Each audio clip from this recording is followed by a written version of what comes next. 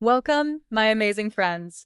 Today, I bring you a story that will touch your heart, inspire your soul, and teach you powerful lessons about life, success, and never giving up.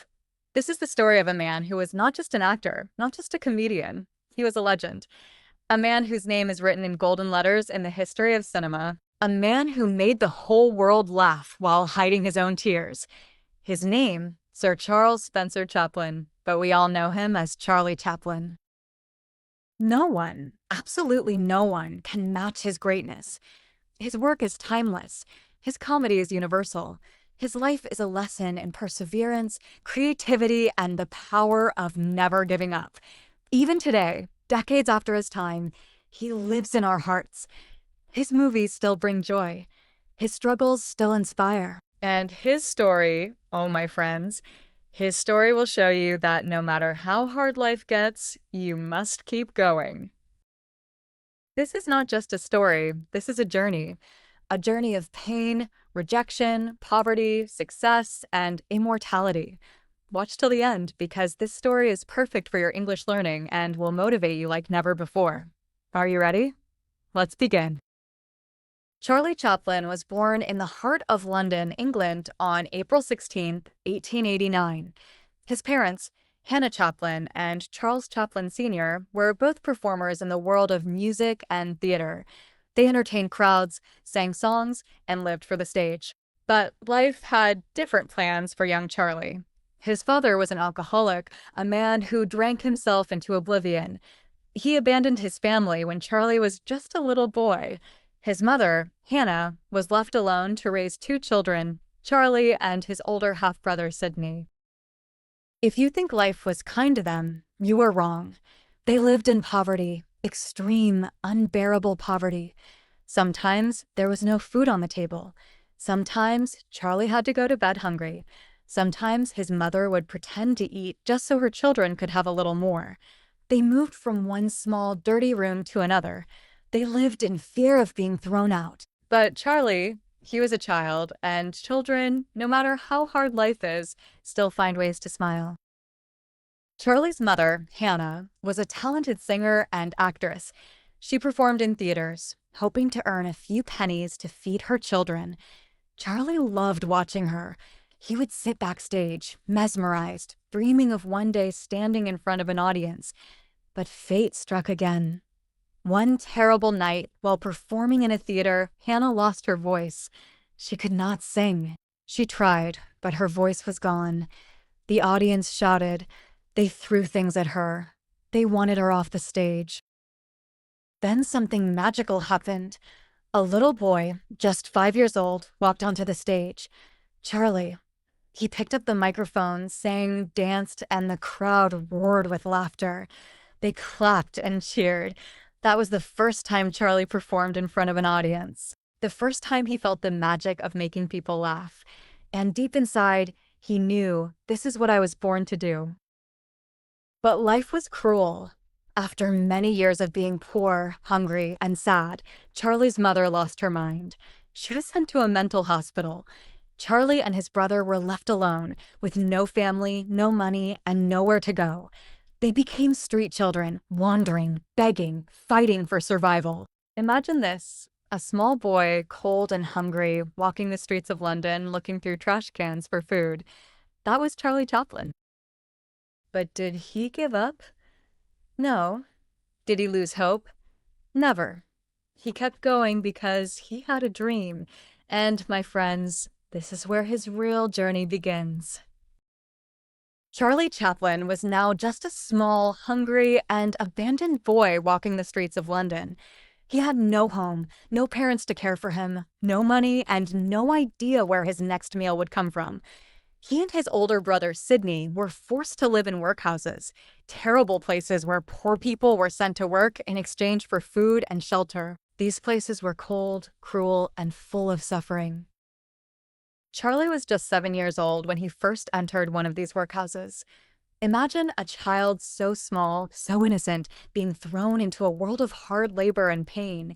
He was separated from Sidney and sent to another workhouse alone. And when he finally returned to his mother, she was even sicker than before. Her mind was slipping away. Sometimes She didn't even recognize Charlie. Charlie watched as doctors dragged her to a mental hospital.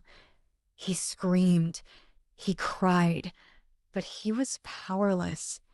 She was gone. Charlie was truly alone, a boy with a dream. But even in his pain, he had something powerful inside him, a dream. Charlie wanted to perform. He wanted to be on stage just like his mother. He wanted to make people laugh, to entertain them, to bring joy to a world that had been so cruel to him. But where would a poor, homeless boy go? How would he even start the first steps toward the spotlight? Charlie knew he had only one option: to work and fight for his dream. He was still a child, but he started looking for small jobs. He washed dishes, delivered newspapers, and even worked as a toy maker. But no matter what job he did, his heart was always on the stage. Then, one day, he saw a group of street performers acting and making people laugh. Something inside him told him, this is it. This is my chance. So he joined them. He started performing on the streets, dancing, singing, doing small comedy acts. At first, no one cared. People just walked past him. But Charlie didn't give up. He kept performing. He kept improving. He watched other comedians, studied their movements, their timing, their expressions. Slowly, people started noticing him. They stopped to watch. They started laughing. And for the first time in his life, Charlie felt something magical. He had the power to make people happy. At the age of 14, Charlie got a huge opportunity. He was hired by a theater group called the 8 Lancashire Lads. It wasn't much. He was just a small part of the group, but it was a start. He worked harder than anyone. He learned every move, every trick. He practiced day and night, and his talent shined. One day, a theater director saw him and said, "This boy is special. He's different." Charlie was given bigger roles, more responsibilities. Then, at 16 years old, he landed his first major acting role in a play called Sherlock Holmes. Charlie was no longer just a street performer. He was now acting in real theaters in front of big audiences. People loved him. Directors saw something in him. His expressions, his movements, his ability to make people feel emotions without even saying a word. Then something happened that would change his life forever. Hollywood came calling. In 1910, Charlie was given a once-in-a-lifetime opportunity to go to America. He was invited to join a famous comedy troupe called Fred Karno's Company, which performed in the United States. This was huge. America was where dreams came true. Charlie packed his bags and stepped onto a ship, crossing the ocean toward his future. When he arrived in America, everything felt different. The streets were bigger, the people were louder, the energy was electric, and most importantly, Hollywood was there. Charlie knew one thing: this is where I belong. This is where I will become a star. In 1913, a film company called Keystone Studios noticed Charlie. They gave him a small role in a silent film. It wasn't much, but Charlie saw an opportunity. He wanted to create something unique, something that people would never forget. And so he created a character, a small man in oversized clothes, a tight coat, a funny little hat, a tiny mustache, and the most famous walk in the world. This character would go on to become one of the most iconic figures in the history of cinema. At first, people didn't understand the character, but when Charlie performed, when he moved, when he made people laugh without speaking a single word, the world fell in love. Charlie's films started becoming popular. Producers begged him to make more. Studios offered him huge amounts of money. In just a few years, the poor boy from the streets of London had become the biggest star in the world. By 1917, Charlie Chaplin was not just famous. He was a phenomenon. People stood in long lines just to watch his movies. His face was printed on posters, newspapers, magazines. He was loved in every country, every language, every culture. And he was just getting started. But behind all the fame, behind all the laughter, Charlie was still the same boy. The boy who once starved on the streets. The boy who once cried for his mother. The boy who never gave up. Charlie Chaplin had finally made it. The poor, hungry boy from London streets was now the biggest movie star in the world. He was not just famous, he was loved. Millions of people watched his movies. They laughed, they cried, they cheered. But behind all the success, Charlie knew something. This was just the beginning. Now, he wanted more. He didn't just want to act, he wanted to control everything. The stories, the direction, the music, the emotions. He wanted to create movies his way. But Hollywood didn't like that. At that time, actors were controlled by movie studios. The studios told them what to do, how to act, and even what movies to make. But Charlie Chaplin was different. He said, "No one will control me. I will make my own movies, my way." In 1918, he did something that shocked the whole industry. He built his own studio, Chaplin Studios. Now he was his own boss. He could create whatever he wanted, and no one could stop him. This was a game changer. Then he made a movie that would become one of the most legendary films of all time. In 1921, Charlie released a film called The Kid. It was not just a comedy, it was his story. The story of a poor man and an orphan boy, a story about hunger, struggle, and love. It was funny, but also emotional. People laughed, people cried. The whole world fell in love with this movie. At that moment, Charlie knew movies were not just entertainment. They were powerful. They could change lives, and he was going to use them to change the world. By the late 1930s, the world was changing again. Adolf Hitler was rising to power in Germany, spreading hate, war, and fear. Charlie noticed something strange. Hitler had the same mustache as him. People started comparing them. So Charlie made a decision. He would use his comedy to fight against Hitler. In 1940, he made a movie called The Great Dictator. It was his first talking movie, and it was not just a comedy. It was a message to the world. In the final scene, Charlie gives a speech, one of the most powerful speeches in history. "We think too much and feel too little. More than machinery, we need humanity. Let us fight for a world of reason. Let us fight for freedom." The world listened. The speech became legendary. Even today, it is watched by millions of people. It was proof that Charlie was not just a comedian. He was a fighter, a voice for the people. But Hollywood didn't like this. Charlie was too powerful, too independent. Some people didn't like his political messages, so they turned against him. They accused him of things he never did. They spread lies about him. Finally, in 1952, they forced him to leave America. Charlie was kicked out of the country he had helped build. Heartbroken, Charlie moved to Switzerland. He stopped making movies and lived a quiet life with his family. But the world never forgot him. Then, in 1972, after 20 years, Hollywood realized their mistake. They invited Charlie back. With every movie, Charlie became more powerful. Hollywood had never seen anything like him. Studios were paying actors $10 a week, but Charlie earned $1 million per movie. He became the richest and most powerful actor in the world. Yet, he never forgot his past. He remembered the days when he had nothing to eat. He remembered his mother sitting alone in a mental asylum. Even when he had everything, he never stopped working hard. He spent months, even years, making just one film. Every little movement, every small joke, every tiny detail was planned. He didn't just want to make movies, he wanted to make history. Then he did something no one believed was possible. By the late 1920s, Hollywood was changing. A new kind of movie had arrived, movies with sound. For the first time, actors could speak on screen. Silent films were dying.